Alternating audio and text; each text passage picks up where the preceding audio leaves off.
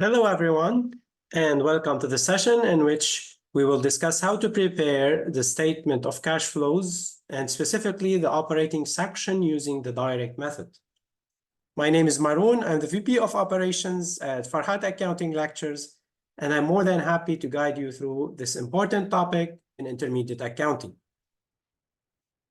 First, let's start by giving a quick overview of the statement of cash flows, which has, as you remember, three sections: operating section, investing section, and financing section.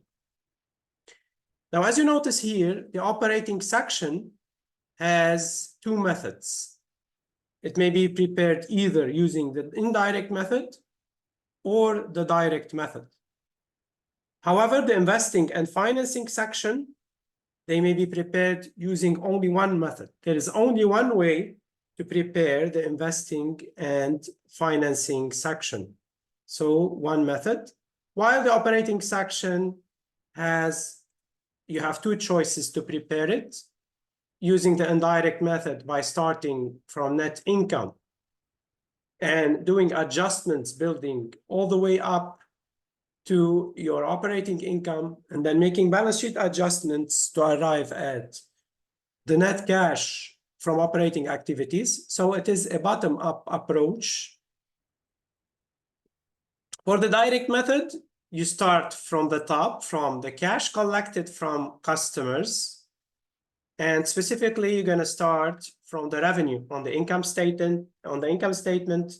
Make your balance sheet adjustments going down to cash paid for inventory, cash paid for different expenses. So you're building your way down, but you're going to meet at the same point. You're going to have the same result using both the indirect or direct method, which is the net cash provided or used by operating activities. Now, what's the best way to understand the preparation of the operating section using the direct method is through an example. Before we proceed any further, I have a public announcement about my company, farhatlectures.com. Farhat Accounting Lectures is a supplemental educational tool that's going to help you with your CPA exam preparation as well as your accounting courses. My CPA material is aligned with your CPA review course such as Becker, Roger, Wiley, Gleam, Miles. My accounting courses are aligned with your accounting courses, broken down by chapter and topics. My resources consist of lectures, multiple choice questions, true-false questions, as well as exercises. Go ahead, start your free trial today. And this example is regarding Adam Company. We need Adam Company's income statement for the current year and Adam Company's comparative balance sheet as of the end of the current year and as of the end of the previous year in order to prepare the statement of cash flows. Always the starting point is the income statement. If you're using the indirect method, your starting point would be net income, and you would adjust for non-operating income and non-operating expenses. And in this case, because we're using the direct method, we need to start from sales. We adopt a top-down approach. So we're going to calculate cash collected from customers and then cash paid for inventory using cost of goods sold and the balance sheet adjustments, so the related accounts, cash paid for wages, cash paid for other operating expenses. Hold on a second. Do we pay cash for depreciation expense? No, depreciation expense is a non-cash expense. If we're going up and building up using the indirect method, then we need to add this 48,000. However, here we're starting from up. It's excluded. We don't need to include it in our computation. It's a non-cash expense. It doesn't affect cash, so we disregard it. We're going to look at an additional item here, which is interest expense. Although it is part of our non-operating income on the income statement, it should be included as part of our cash paid in the operating section, cash paid for interest. And why is that? We're going to see in the next slide. So the general rule is to prepare the operating section of the statement of cash flows, we need to include all our current assets and all our current liabilities. And we're going to exclude everything that is long-term, like long-term assets, like long-term liabilities, and equity. So the long-term assets, they are part of our investing activities. They are for more than 1 year. So they're not part of our operating cash flow. And the liabilities and equity section, they are part of our financing activities. This is how we finance our company. So they are also long-term, they are due in more than 1 year. So they are not considered part of our day-to-day activities. So what we're gonna include is accounts receivable. They relate to sales. We have inventory, they relate to our cost of goods sold. Prepaid expenses relate to our operating expenses. Accounts payable, they relate to our cash paid for suppliers. Wages payable, cash paid for employees. Interest payable, they relate to cash paid for interest. And income taxes payable relates to cash paid for taxes. So those items need to be accounted for and need to be taken into consideration when computing the net cash provided or used from operating activities.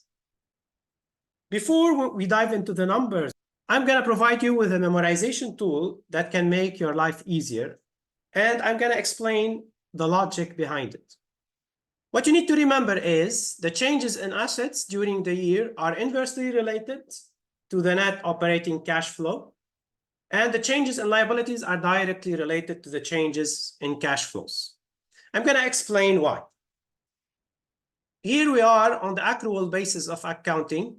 We prepared our income statement and our balance sheet using GAAP rules. So the accrual basis of accounting requires journal entries that do not include cash, but include assets and liabilities other than cash.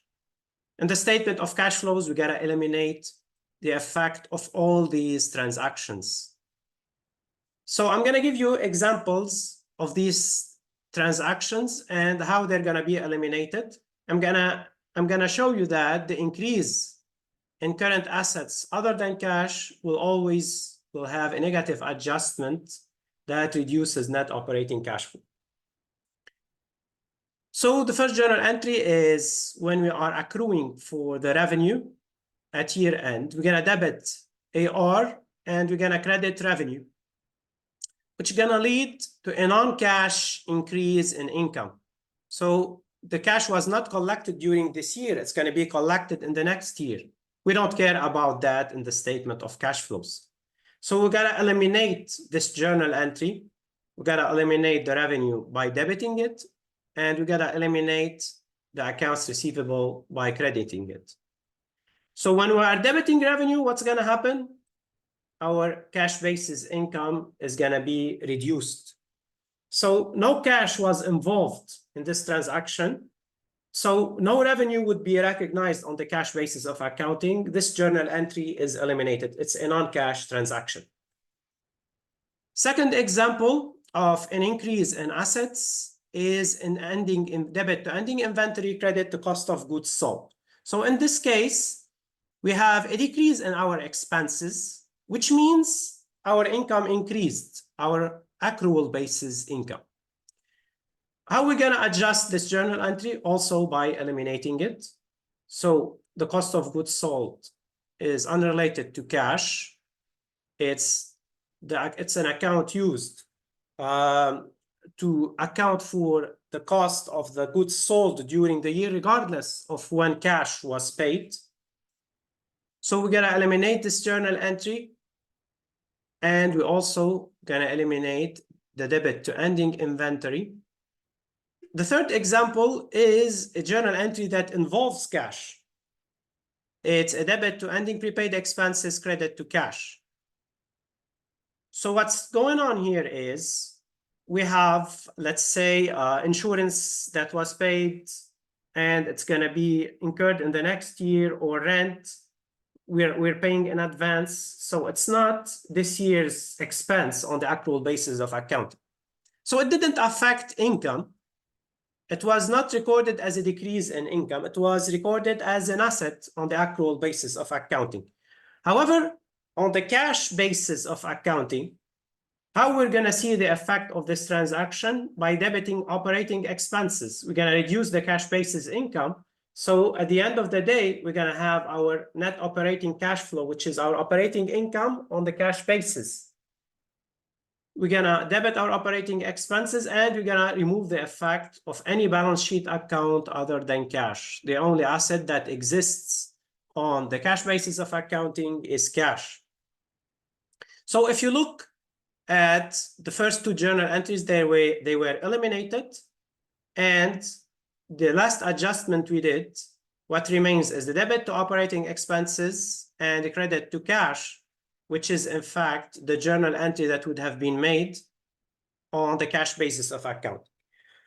So basically what we are trying to do here is we are filtering out any accounts that are unrelated to cash, any changes that do not involve cash, changes to assets such as accounts receivable, such as inventory.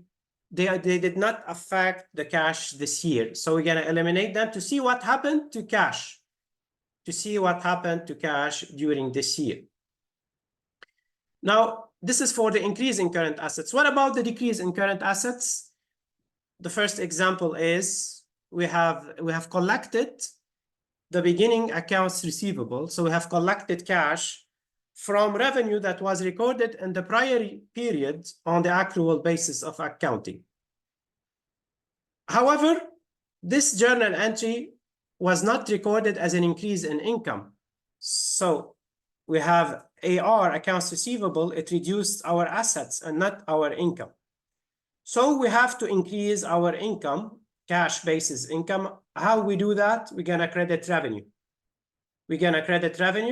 And we're going to eliminate the balance sheet that is unrelated to cash. So the journal entry that's going to remain is debit to cash, credit to revenue, and this is the journal entry that would have been recorded on the cash basis of accounting. The cash collected is the same as our revenue. So here we have an increase in our cash basis income. Second journal entry that includes a reduction in current assets is debit cost of goods sold, credit beginning inventory. So here we have a non-cash decrease in income. This is an expense, it decreases income. We're going to eliminate it. We're going to eliminate this journal entry because it doesn't involve cash during this year. Finally, also debiting operating expenses, crediting beginning prepaid expenses. So the cash paid in advance in the prior year for, let's say, insurance or rent, it's going to be incurred in this year. So on the accrual basis of accounting, we record our expenses when incurred and not when paid.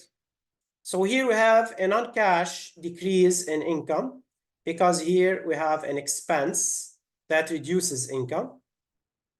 However, no cash was involved this year. We're going to eliminate the prepaid expenses and eliminate the operating expenses, which also gonna lead to an increase in the cash basis income. Why? Because we have reduced our expenses. So whenever we have a credit to an income statement account, it's always an increase in income. Whenever we have a debit to income statement account, it's always a decrease in income. So as you can see, all the adjustments when we have an increase in current assets other than cash will reduce the cash basis income, and all the adjustments made to eliminate the effects of a decrease in current assets other than cash will lead to what? To increase in cash basis income. Now looking at our liabilities, the changes in liabilities have a direct relationship with the changes in cash. So whenever we have an increase in current liabilities other than what? Interest-bearing debt, So even though it's included in the current liabilities section because it is due in less than 1 year, usually an interest-bearing debt is part of the financing section. We have to remember that. And we have to remember also to add the deferred tax liability, even though it's not included in the current liabilities section on the balance sheet, it is part of computing the cash paid for taxes. So it's going to be a part of our net operating cash flow. So any increase in current liabilities, it's a positive adjustment that increases net operating cash flows, and any decrease in current liabilities, it's going to be a negative adjustment that decreases net operating cash flow. Direct relationship. For example, whenever we have an accrual for accounts payable at year end or accrued liabilities at year end, what's going to happen is we're going to have a debit to purchases or debit to operating expenses. So basically, we have a non-cash decrease in income. However, it's not relevant for our cash basis accounting because no cash was involved, and we got to eliminate the effect of any non-cash balance sheet account. So we got to eliminate the effect of all balance sheet accounts. We got to eliminate also the events, the changes to those balance sheet accounts. They are not relevant to the changes in cash. Also, another example here, we have debit, cash, credit, unearned revenue. Unearned revenue is a liability. This is where we collect cash, but we didn't satisfy yet our performance obligation. So we didn't earn that cash. So here in this case, there was no increase in income because a liability was recorded. However, regarding cash, we have a source of cash. We have money coming in. So usually we're going to record a revenue on the cash basis of accounting. So our credit would be to revenue. And as usual, we're going to eliminate any balance sheet account other than cash. So the remaining journal entry, we're going to be a debit to cash and credit to revenue. So whatever we collect is our revenue on the cash basis of accounting. Finally, when you have a decrease in current liabilities, like when we pay off our beginning AP or we pay off our beginning accrued liabilities, here in this case, we don't have a decrease in income. Why? Because the decrease in income was recorded in the prior period, the expenses related to those accrued liabilities or to those accounts payable. However, on the cash basis of accounting, cash was paid, then what's going to happen? We're going to have an expense in our debit, and we're going to eliminate the balance sheet account. We're going to eliminate AP by crediting it, and we're going to eliminate the accrued liabilities also by eliminating. Finally, when do we debit unearned revenue and credit revenue? When we satisfied our performance obligation related to cash that was collected in the prior period. So we collected the cash in the previous period, but in this year we delivered the goods or we performed the service. On the accrual basis, we record the revenue. So there has been a non-cash increase in income. We don't care about that in the statement of cash flows. So we're going to eliminate this non-cash increase because we are trying to figure out what were the sources and what were the uses of cash during the period. What we're going to do now is we're going to solve the simulation using the approach that I've explained in the previous two slides. So I gathered here the information related to the income statement for Adam Company and the balance sheet, but it's only the information that we need to include in our cash flow from operating activities, which I mentioned earlier. We have the sales, cost of goods sold, wages, other operating expenses, interest expense, and income tax expense. I have removed the depreciation expense, any losses or gains. And I have removed the long-term assets, the non-current assets, long-term liabilities, and the equity section. All we need is our current assets and our current liabilities. And we're going to go ahead and apply our memorization tool, starting from the cash collected from customers. We're going to use our sales, and we're going to look at the related assets and related liabilities. Here, we don't have any related liabilities. We don't have any unearned revenue. We have only an asset, which is accounts receivable, and it has increased. So a change in an asset has an inverse relationship with a change in cash. So what we're going to do is we're going to reduce our revenue by 18,000. Next, for cash paid for suppliers, the cost of goods sold is 485,000. It's a minus. I need to add to it what? My change in inventory. Inventory has increased, which is a negative adjustment. So I need to add it to my expenses. So I have minus 14,000. And I also need to look at my accounts payable to see what were the changes related to the suppliers during the year. So I have also minus 6,000. Here it's a decrease. And remember, liabilities have a direct relationship with the changes in cash. So a negative change in liabilities, it's also a negative change or negative adjustment to net operating cash flow. So also it's going to add to my expenses. 505. Cash paid for employees. I need to look at wages and any wages payable or prepaid salaries. Those are the two related accounts I have only here. Wages payable, and it's an increase of 3,000. It means we have accrued an additional 3,000. That's not a cash expense, so I need to reduce my expenses in this case. It's a positive adjustment. It means I'm reducing my expenses, which increases my cash flow, my net operating cash flow. Cash paid for other operating expenses, my starting point is 110,000.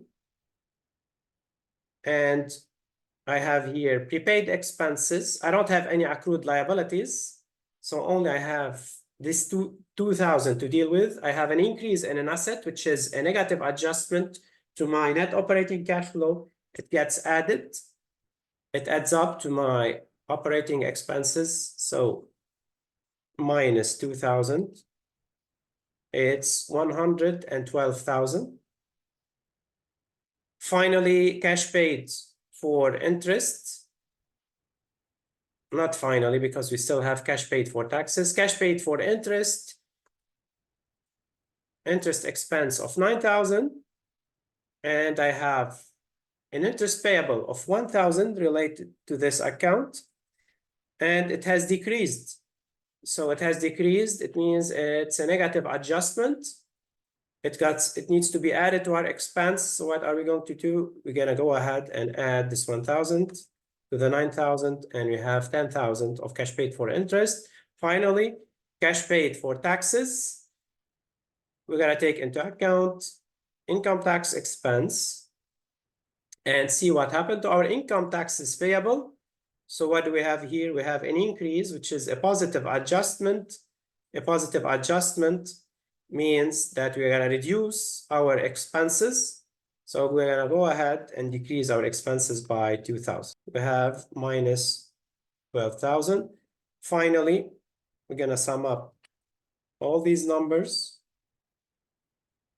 to arrive at our net operating cash flow, which is 49,000. That's our net operating cash flow. Finally, this is a summary showing the cash flow from operating activities using the direct method and the indirect method.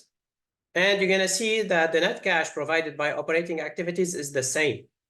What's different is how we arrive at this number.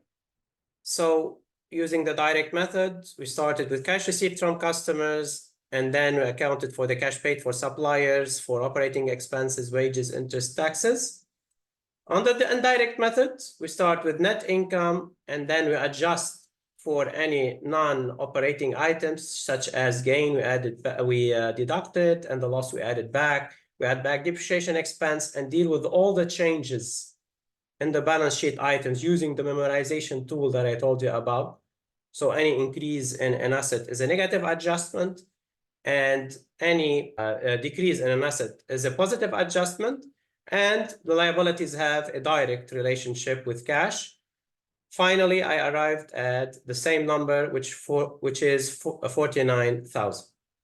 What should you do now? You should go to Farhat Lectures and look for additional resources to help you with your CPA exam or intermediate accounting exam. Thank you for watching and happy studying.